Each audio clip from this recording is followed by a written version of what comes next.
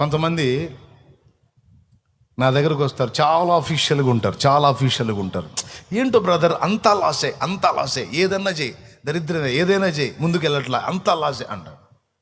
ఒకసారి అట్టాను బ్రదర్, ఒక బ్రదర్ వచ్చాడు, సైలెంట్గా గదిలో కూర్చోబెట్టి ఒకటి అడిగా, బ్రదర్ అబద్ధం ఆడకుండా చెప్పండి, మీకు ఏదైనా బ్యాడ్ హ్యాబిట్ ఉందా అని అడిగా.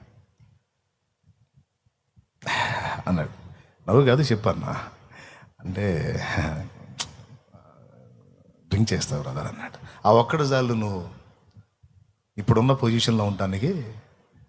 ముందు అర్జెంటుగా అది మానుకొని దేవుని వైపు తిరుగు. ఏది పట్టుకున్నా దరిద్రం ఉన్నాక ఇది దరిద్రం పోయి బాగుపడతావు అని చెప్పా.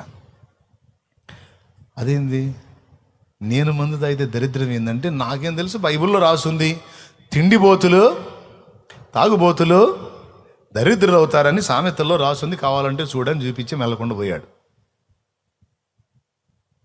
దరిద్రతకి 3వ కారణం సోమరితనం, 4వ కారణం తిండిపోతనం, 5వ కారణం మద్యపానం. ఓకేనా?